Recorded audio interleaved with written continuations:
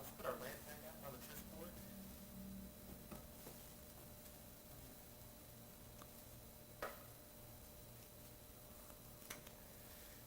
Let's see.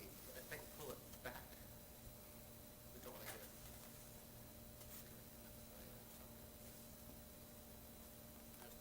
No, okay, that's fine. Put it up a little bit. Where's on the flag?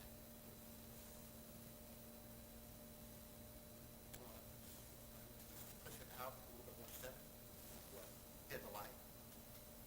Yeah, right there is good. Where's that flare? Why don't we put a piece on that square? I think it's, no, not piece, just piece. Yeah, like one of the pawns. So which one? Go ahead, touch them and, Whoop, I can get it. no, don't get up. Okay. Let's move my, is that the one or is this the one? Or is this the one? I think this is the one.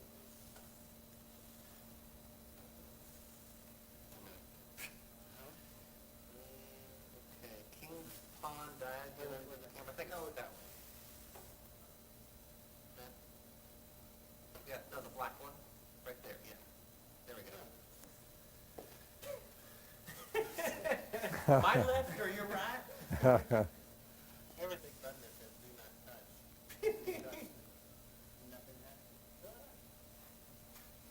Alrighty, Bill, just talk to me. Okay. And what I want you to start off with is,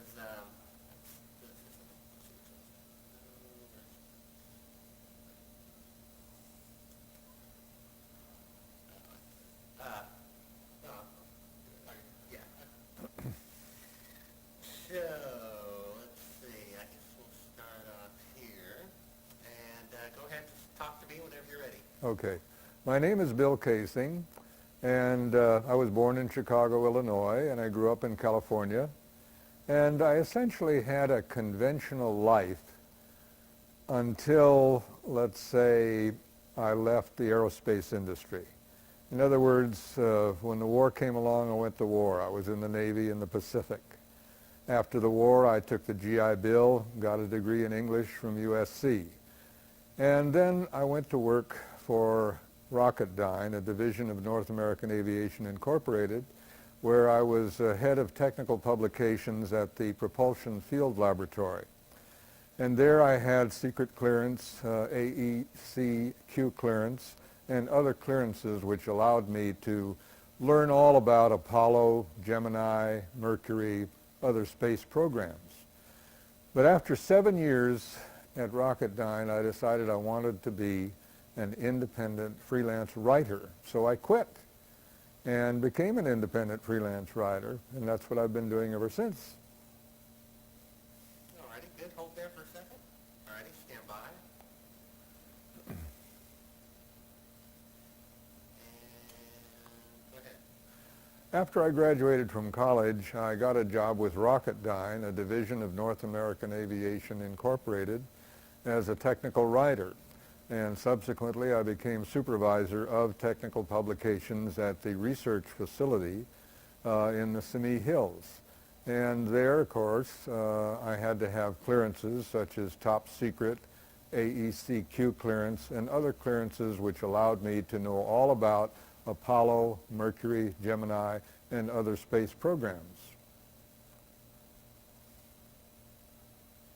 Alrighty, good. Hold there for a second. Tell me a little bit about your title again and what your job description was.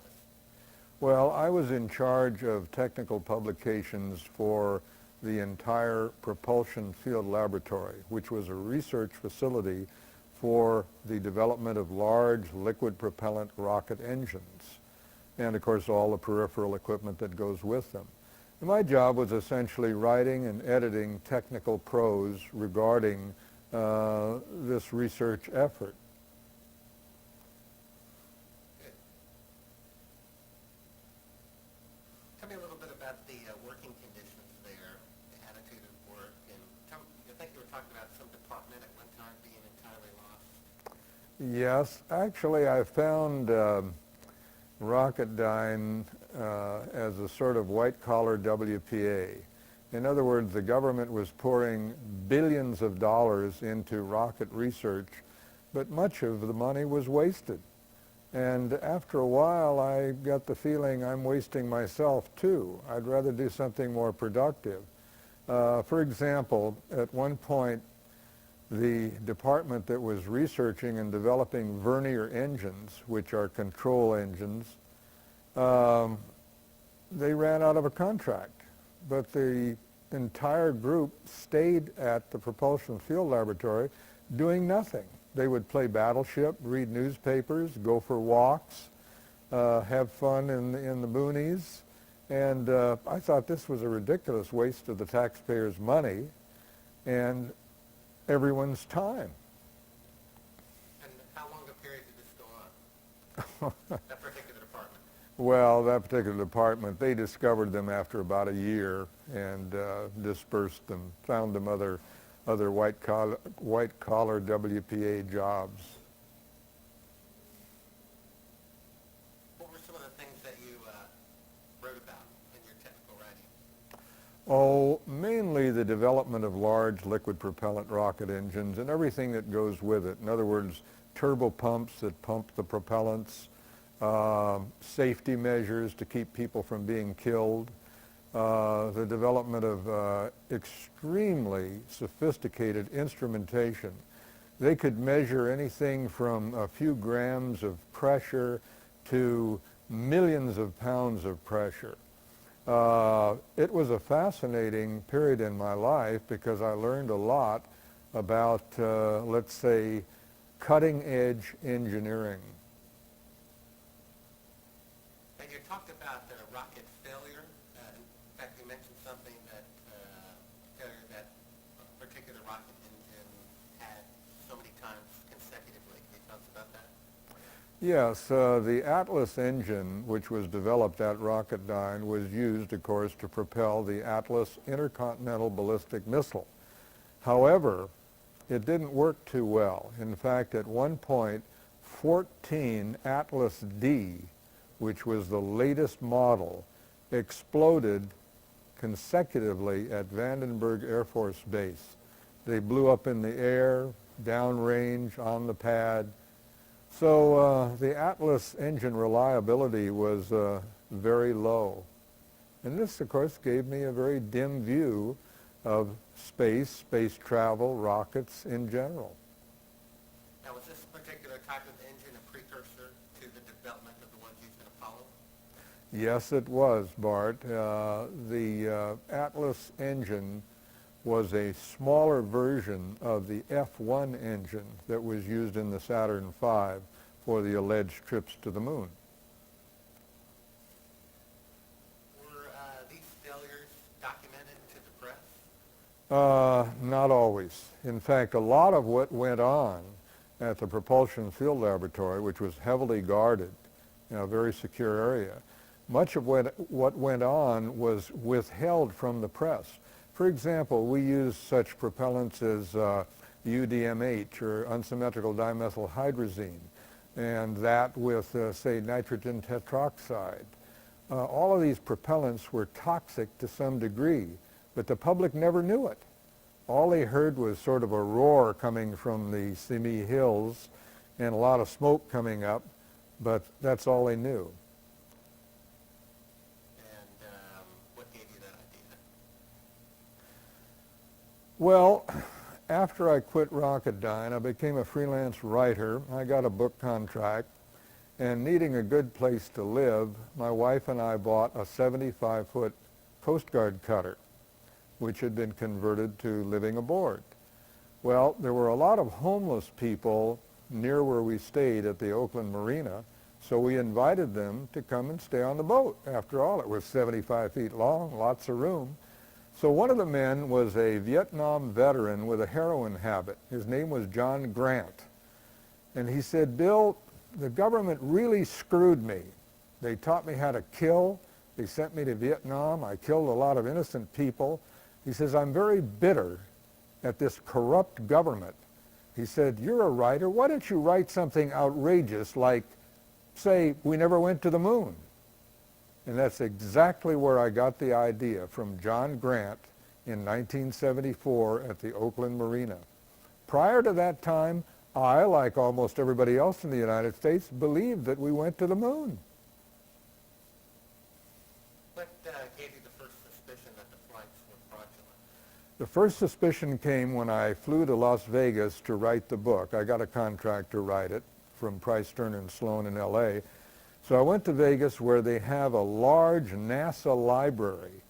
And I picked up one of the books, and it told about a man named Thomas Ronald Barron. Now, Barron was an inspector on Pad 34, where Grissom, Chafee, and White were burned to death. After this disaster, Barron was called before a congressional investigating committee and asked to tell about his experiences. Well, Barron told about all kinds of inept work, mismanagement, total incompetence, people being drunk on the job. In other words, he gave a revelation that Apollo wasn't going to work because of the failure of NASA and North American aviation. 4 days later, Thomas Ronald Barron was killed in an alleged automobile accident at a railway crossing near Titusville, Florida. And Thomas Ronald Barron was the turning point for me in the investigation of Apollo. I believe that anybody who tells the truth and is killed, it's very likely that they were telling the truth. Okay, tell me again from the top about Barron. About Barron, after I've gone to Vegas to research the book, right? Okay. So a little bit about his background, who he was, what Right. did he do for the Apollo program, Okay. What year did he write the report, Right. how this coincided with the Apollo 1 program. Okay. All right. Ready? Yes, whenever you're ready. When I went to Las Vegas, they had a complete inventory of records of Apollo. In reading through these records, I encountered a man named Thomas Ronald Barron.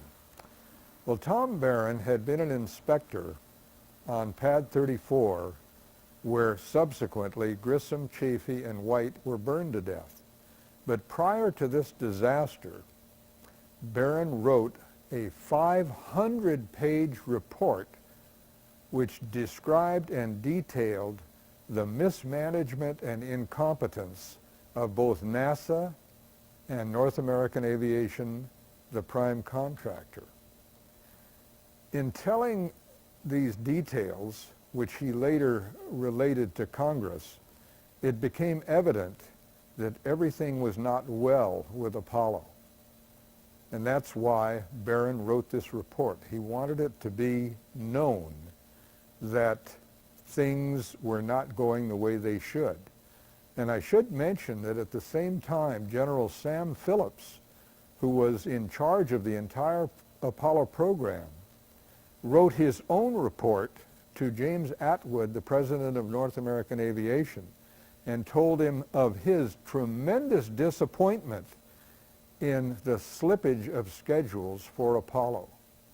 So we have Barron and we have General Sam Phillips both saying the same thing. Well, Barron testified before the Congressional Investigating Committee concerning the death of Grissom, Chafee, and White on Pad 34. During his testimony, he was discredited. People came up and said, "Oh, you're full of baloney. It's not this way at all." But Barron had the facts. He had his own report, and he cited many details from this report during his testimony.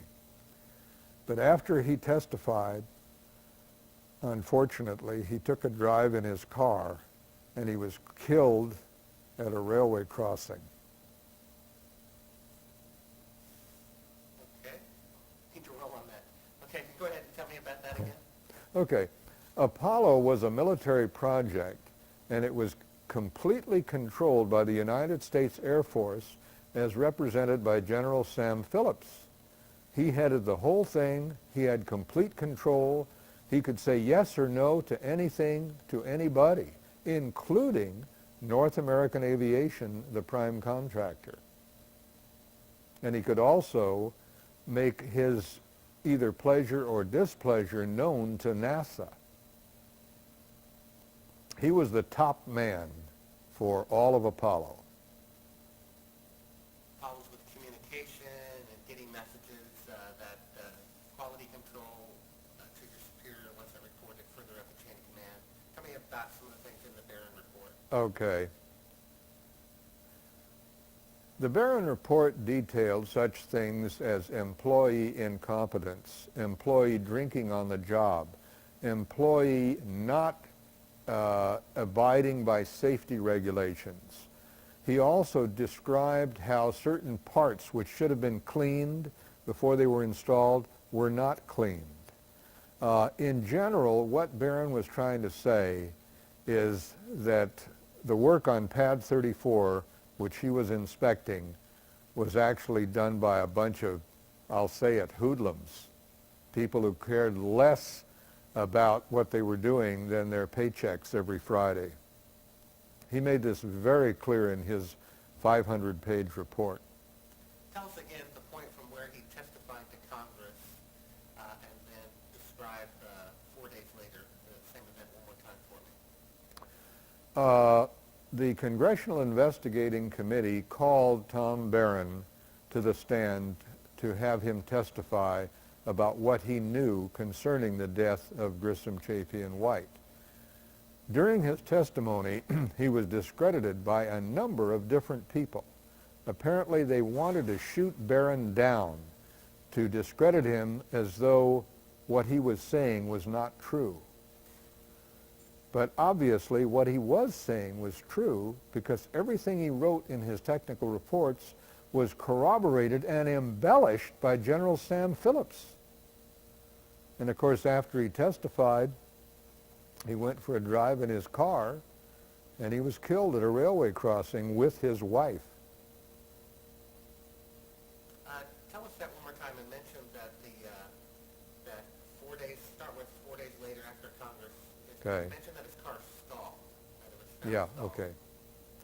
4 days after Thomas Ronald Barron testified before the Congressional Investigating Committee, he took a drive with his wife and stalled at a railway crossing.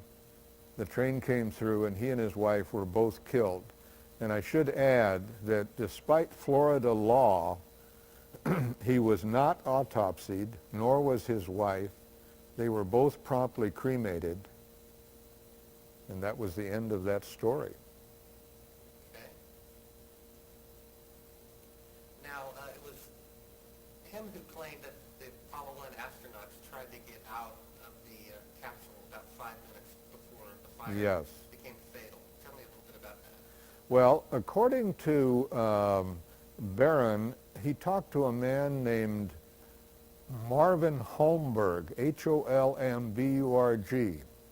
According to Holmberg, the men in the capsule who were doomed tried to get out of the capsule 5 minutes before it caught on fire and burned them all to death.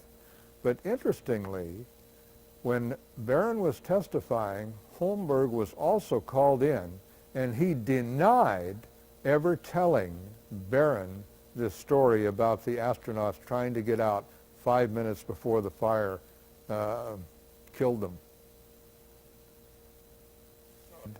Twice out of 3 times.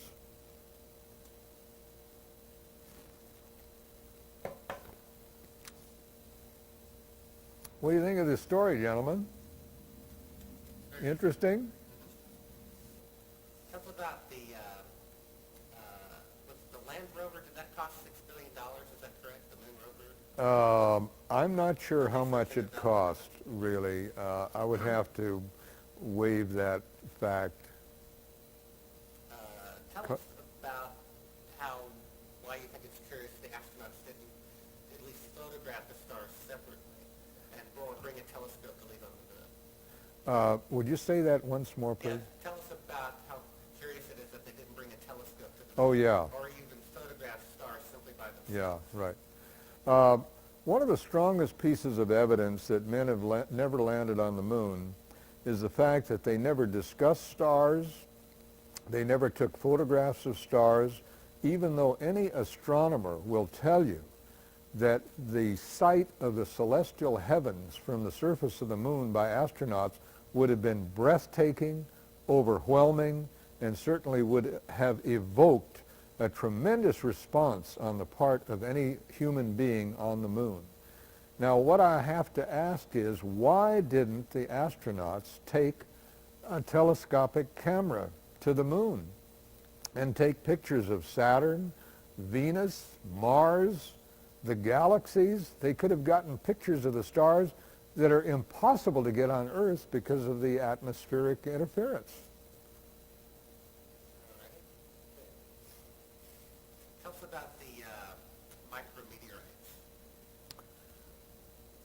Micrometeorites are particles ranging in size, say, from a grain of sand on up to something formidable like the size of a human fist. Well, micrometeorites rain on the surface of the moon constantly. It's known that 25,000 meteorites enter the Earth's atmosphere every day. But they don't harm anybody because the majority of them are burned up by the atmosphere and their very, very rapid transit. On the moon, there's no atmosphere. The meteorites rain down on everything, on anybody who happens to be there, any equipment on the surface. Had astronauts gone to the moon, they would have been pelted and pierced by micrometeorites traveling up to 30,000 miles per hour. One wonders why they were able to get such perfect photographs on the moon when obviously micrometeorites could have gone right through the Hasselblad cameras and the film. Good. Let's talk a little bit about the radiation outside the Van Allen radiation zone. You know, Bart, I really know so little about that. Renee is such an expert that I'll beg off on that point, because I know little or nothing about the radiation in space, but he has it down absolutely cold. Tell us about the, what about the air conditioning in the lunar module? Oh, yeah. Well, I can talk about that.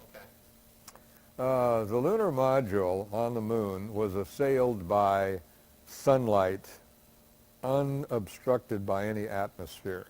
The surface of the moon, when the sun is shining on it, is about 250 degrees Fahrenheit.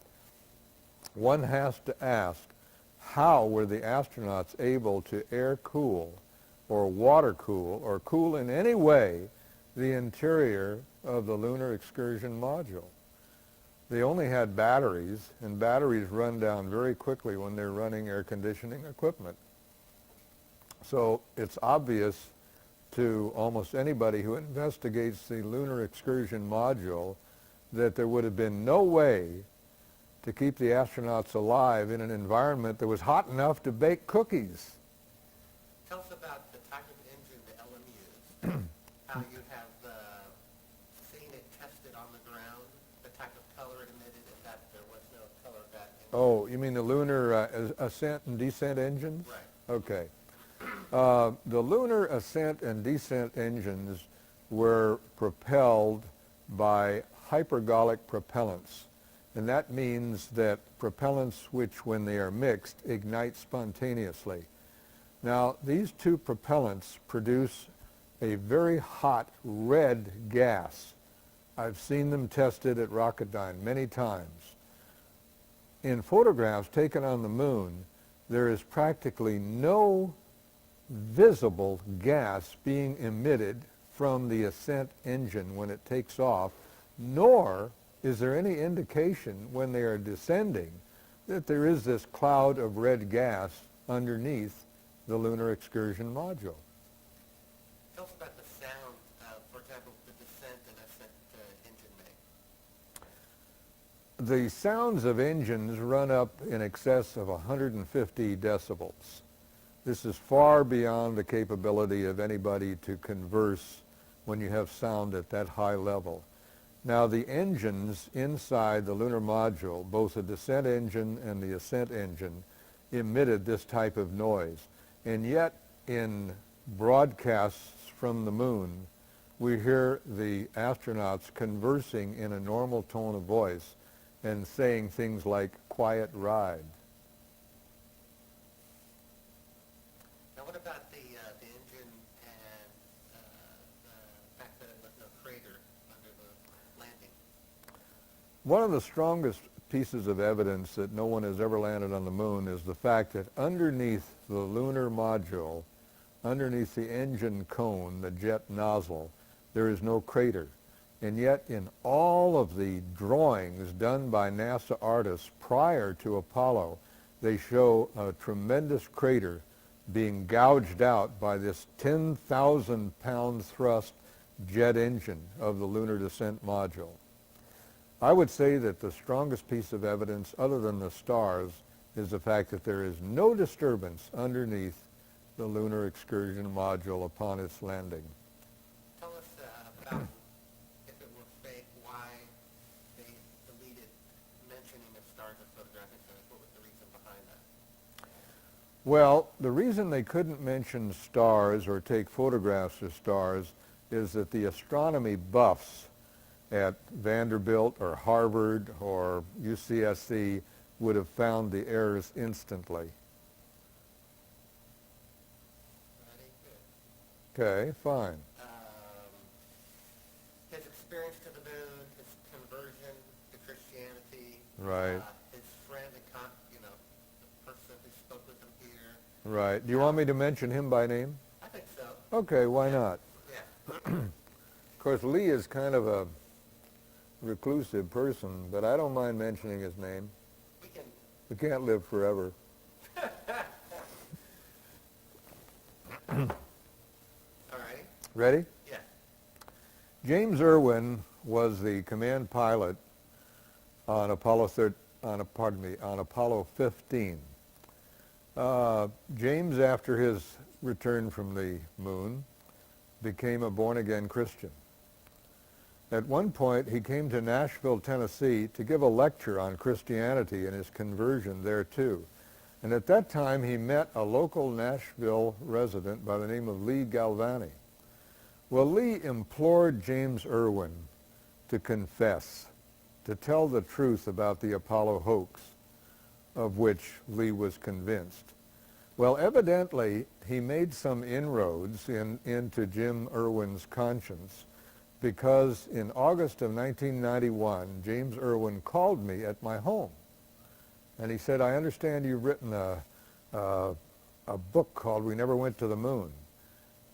He says, "Come to think of it, this phone could be tapped." He says, "I want you to call me at my home on Friday in Colorado Springs, Colorado." So I said, "Okay, Jim, I'll call you." And he gave me his home phone number. Well, when I called him on Friday, James Irwin was dead. He had died of a heart attack.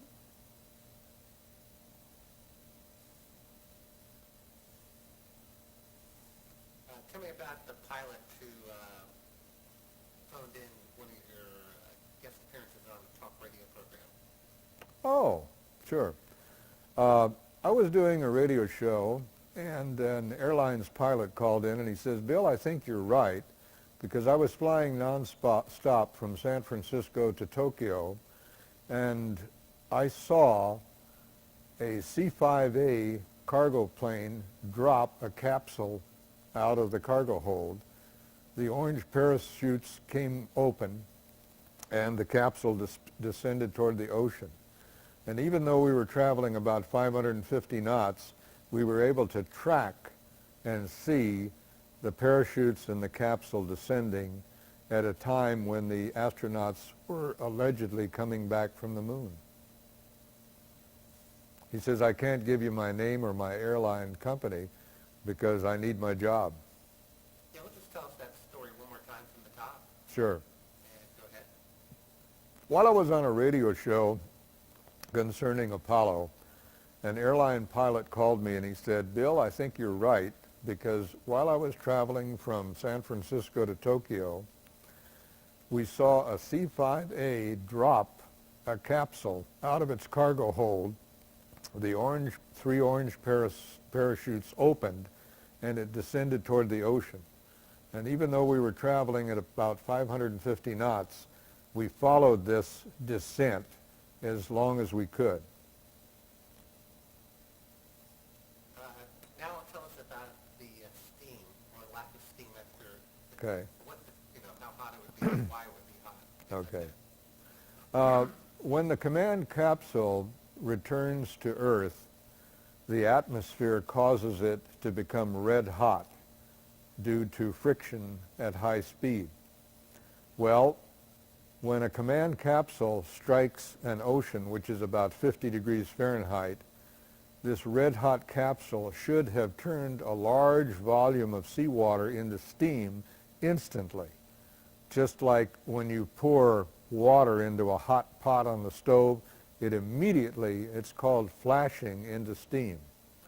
But in all of the photographs showing the capsule hitting the water, there's no indication whatsoever of any steam, of any indication that the capsule was really red hot.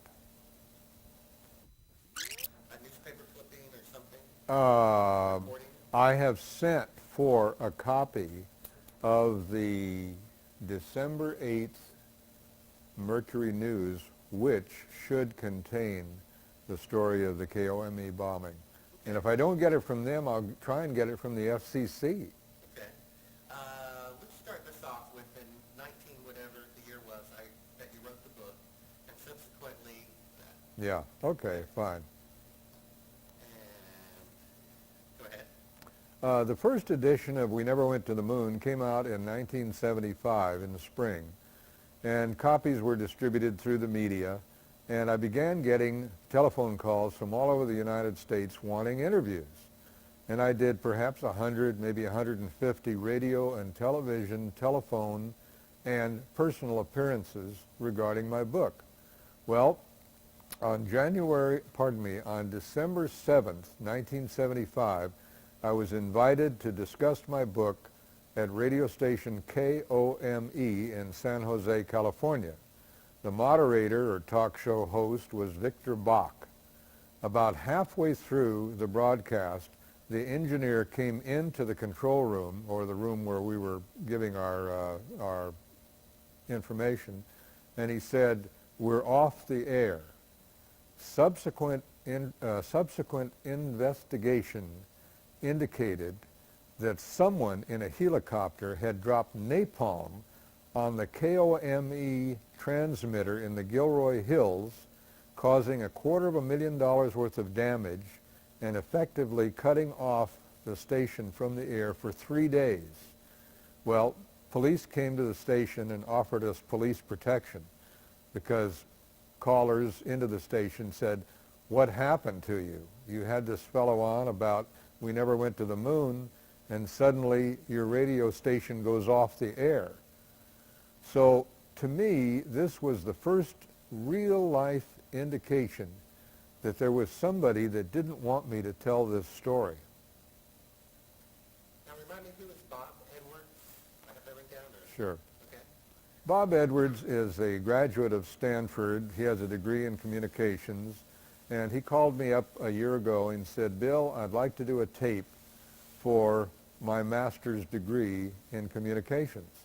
So he came over to my home and filmed me in 16 millimeter color film for several hours, took it back and made a videotape. But strangely, the tape has never been distributed. And Bob seems reluctant to discuss it. Now, which NASA records are considered to be not classified but not available? All of the records concerning Apollo are not classified, and yet they are unavailable to the public. One has to ask why.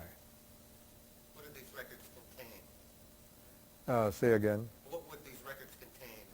Oh, they would contain a wealth of information on, say, launch speed, scheduling, timing, problems, temperatures on the moon, temperatures in space, the performance of all of the major engine components, verniers, instrumentation readings. I mean, there would be literally thousands of pages of data on Apollo that actually investigators need to prove one way or another whether we really went to the moon. Now, tell us about the Soviet space program and why you think they never sent a manned mission to the moon. In 1959, I was working with advanced research at Rocketdyne, and their own studies proved that radiation levels on the moon were lethal. This corroborated Russian research. The Russians claimed that for a man to survive on the moon with the radiation emitted from solar and cosmic sources, he would have to be shielded by 4 feet of solid lead. At that time, advanced research at Rocketdyne made a statistical analysis of the likelihood that we could go to the moon and come back, and the likelihood was something like 1 chance in 10,000. Do you have this, by the way, this report in writing or a copy of it? This report can be obtained, and I will try to obtain it for you. Okay. Let me make a note of that. I'll tell you, Bart, he doesn't have any direct connection with this project. Bob is a PhD with a doctorate from Caltech, summa cum laude, the most brilliant physicist I've ever met. But he has, let's say, mixed feelings about Apollo. Tell us about the man Hindman. The man who? Hindman, who came to visit you? Oh, yeah, Hindman, yeah. Yeah, go ahead. Shortly after I publicized the Moon book on radio and television, a man came to my condo in Santa Cruz claiming to be from the Manned Space Center in Houston. And he said, "Bill, I work for the Space Center, but I don't want to work for them if they're a bunch of liars." He says, "Can you give me any documented evidence that we've never gone to the moon?" He says, "If I know that we haven't gone to the moon, I'm going to quit." And actually, he was very diffident, quite shy. He brought his mother with him. And I gave him a few pieces of paper, and I told him, frankly, I don't have anything that isn't available to any other U.S. citizen. And he left. Subsequently, I learned that Hindman was a direct employee of Neil Armstrong. Tell us a little bit about the Tetra satellite. In 1969, in the spring, a satellite called Tetra, T-E-T-R-A, was launched to simulate radio transmission from the moon. It circled the Earth, it emitted these radio signals, and people on Earth could receive them, and of course, let's say erroneously believe that they came from the moon. So I think that your viewers can conclude what the real purpose of the Tetra satellite was. Tell us that again from the top. Of mentioned that it was launched, as a training exercise, part of Apollo. Okay, That's right. why it did what it did. All right. As part of the training phase of Apollo, they launched what was called the Tetra satellite, T-E-T-R-A. This satellite emitted signals as though they were coming from the moon. Now, was this voice and data, both, or what? You mean what type of signals? Yeah, was it voice, data as well? Well, it apparently was designed to emit any type of signal that they wanted to emit. It would be somewhat like a radar transponder.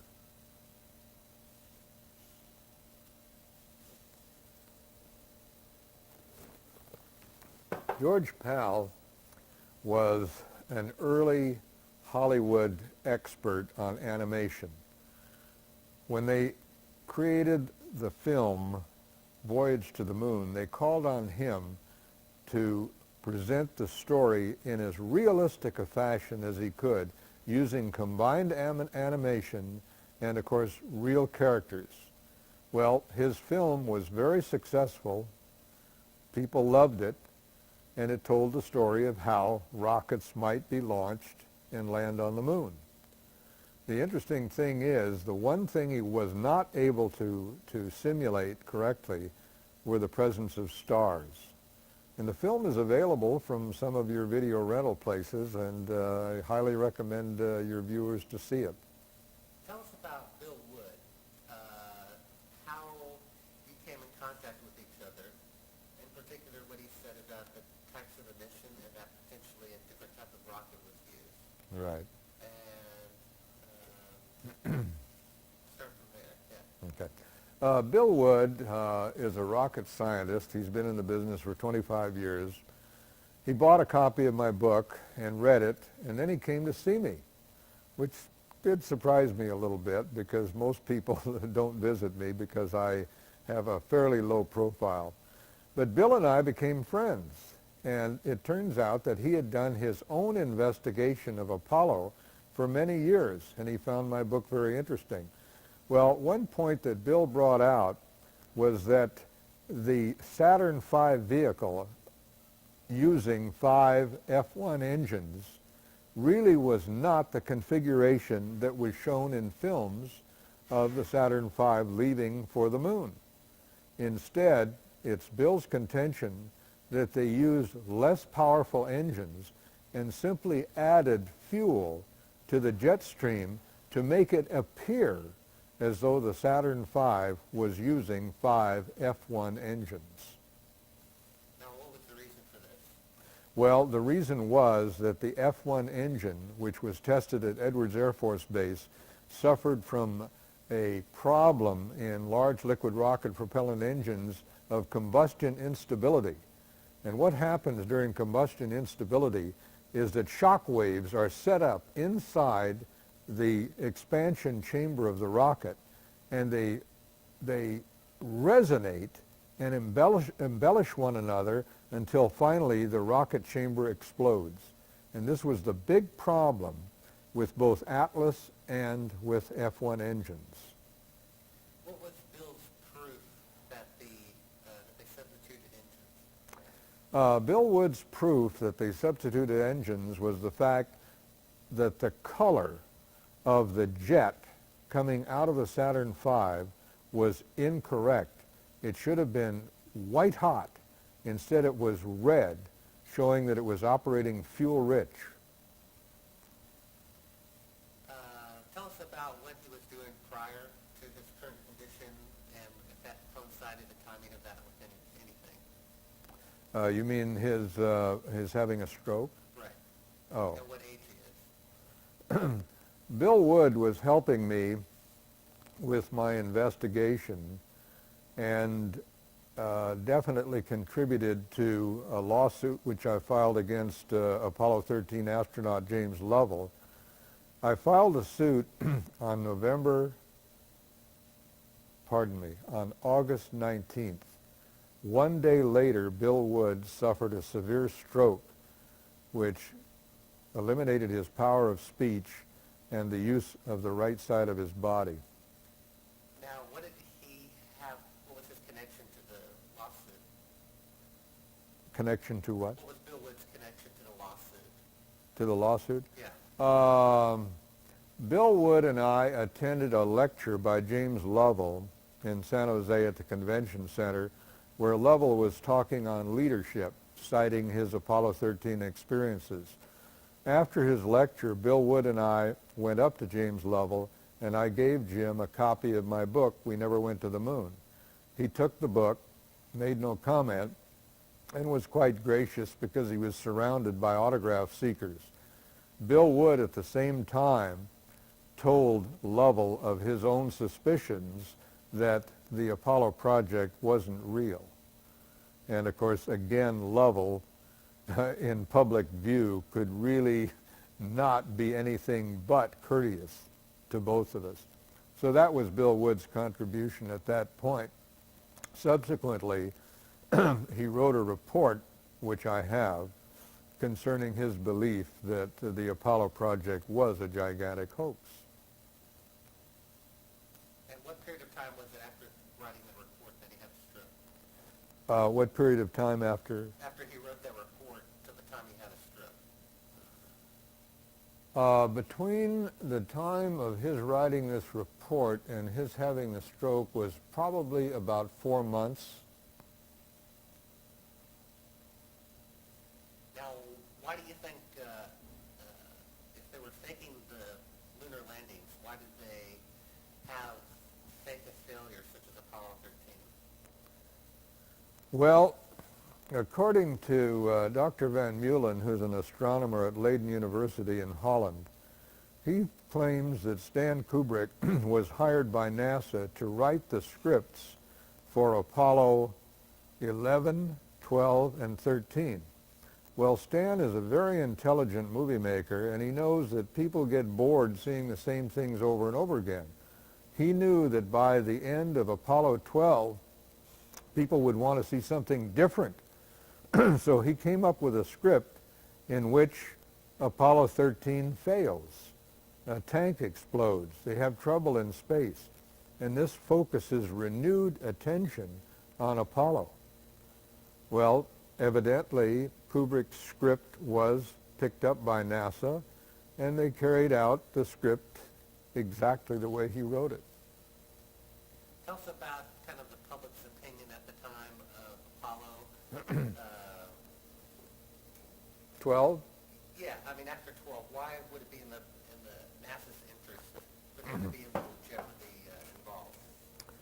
Well, Apollo 11 actually fulfilled America's desire to get somebody to the moon and return him. Apollo 12 was a repetition of Apollo 11. They went to the moon and they came back. People weren't interested anymore. In other words, once you've seen something, you really don't want to see it again.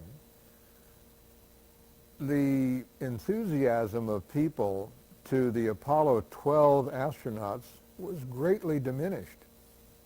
So NASA knew that by the time Apollo 13 came along, they would probably have to buy time on television networks to get their story publicized.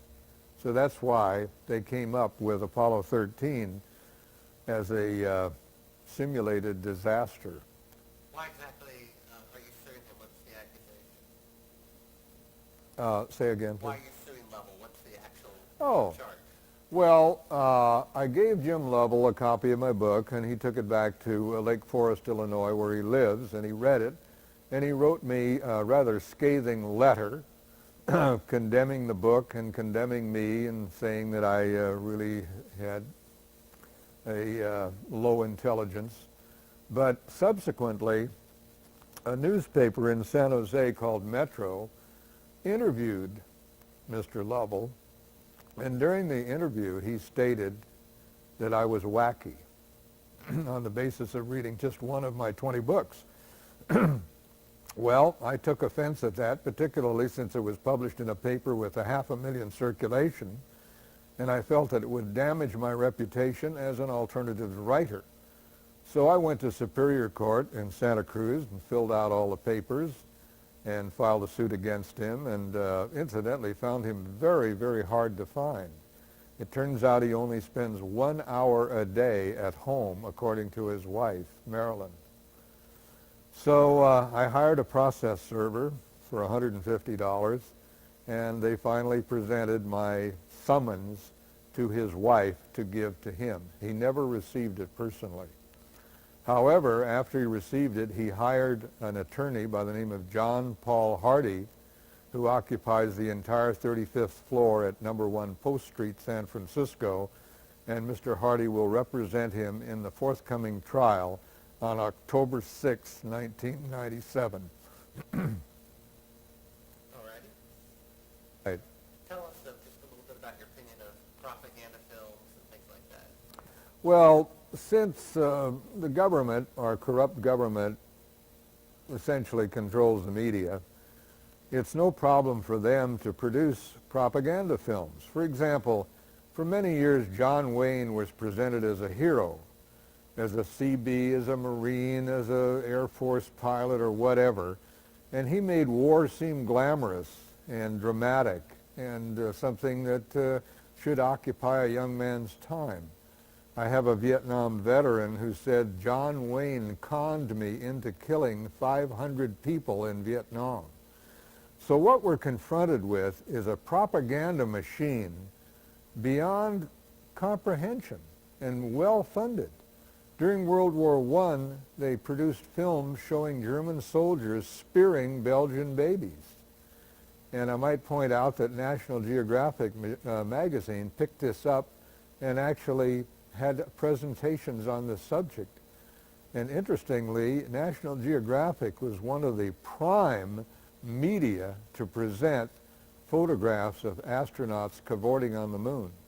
So to summarize, what American citizens are confronted with is this enormous propaganda machine. For example, the U.S. Air Force has the largest movie studios and more equipment in San Bernardino than any studio in Hollywood. Tell us about trying to get a copy of the Phillips report, the Barron report, and what that was like. In attempting to find copies of the 500-page Barron report, I met with a complete blank wall. NASA, North American Aviation all claimed that they didn't have the report and they didn't know where to find it. Fortunately, Senator Alan Cranston of California was able to get for me the 50-page Barron report, which I have, and the 500-page General Sam Phillips report, which I have. And if your viewers are interested, I'd be delighted to send them copies for simply the cost of copying them. How did you find these reports? Well, these reports were essentially part of the NASA records. NASA admitted that Barron did write two reports, one 50 pages and one 500 pages. So I sought both of them, but was able to find one of them. They also mentioned General Sam Phillips' 500-page report, which was sent to President Jim Atwood at North American Aviation. And incidentally, Jim Atwood denied ever receiving the report. Tell us about the transcript that you got of Barron's congressional testimony. The transcript of his testimony comes directly from a NASA historical record, and this is available to the public. The nearest source of this would be the library at the University of Nevada in Las Vegas. Tell us about Gus Grissom's doubts about the Apollo space program.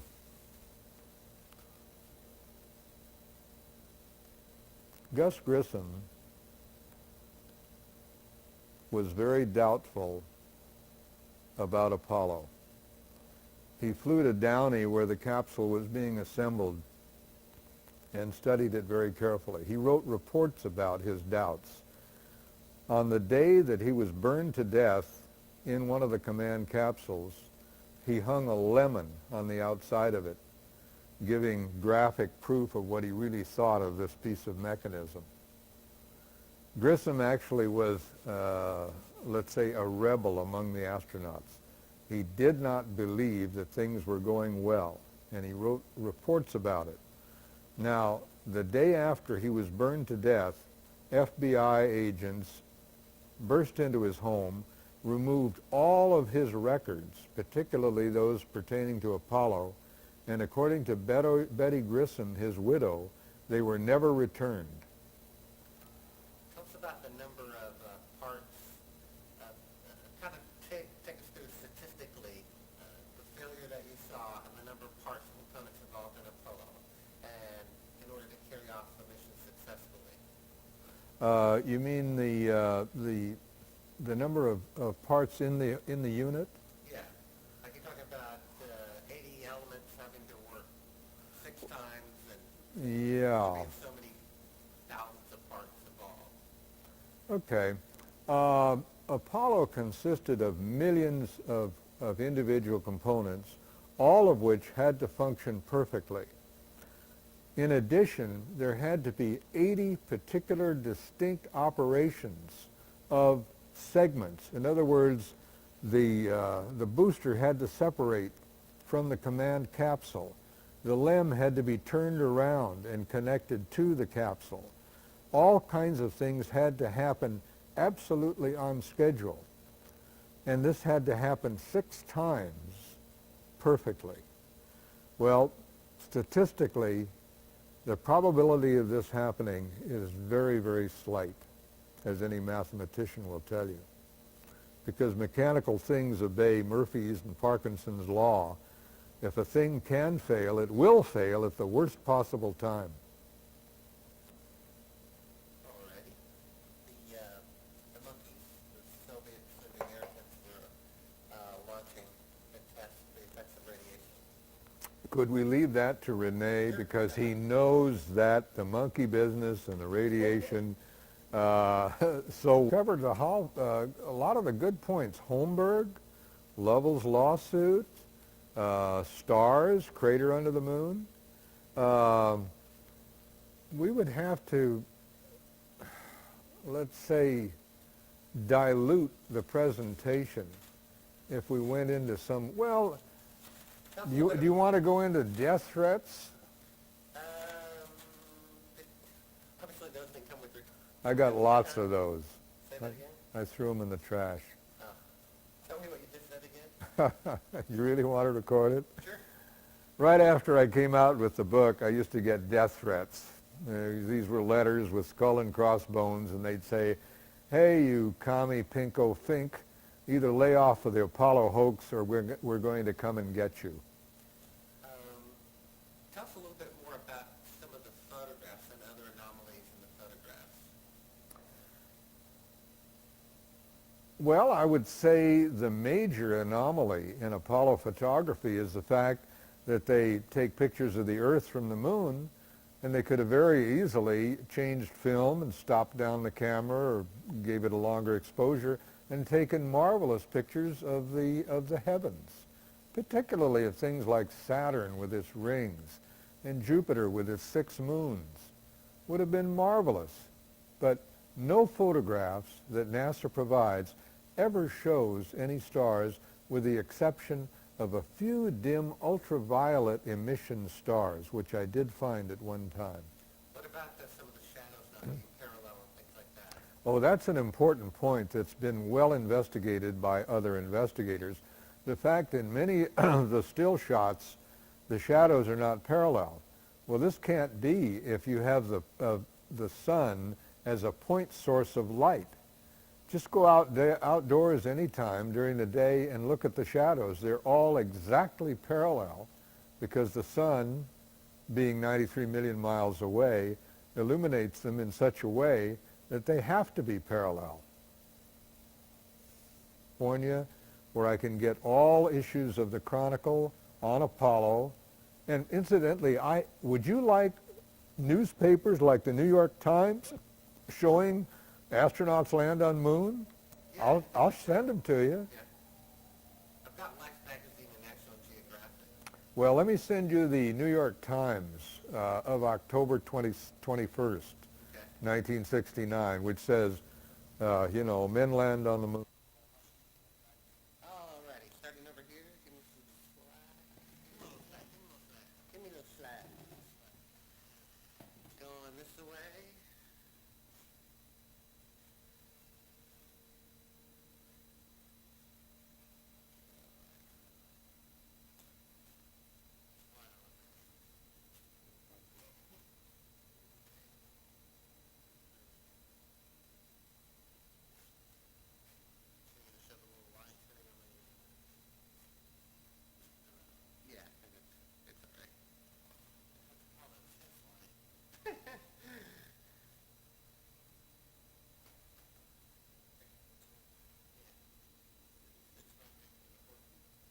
Alrighty, let's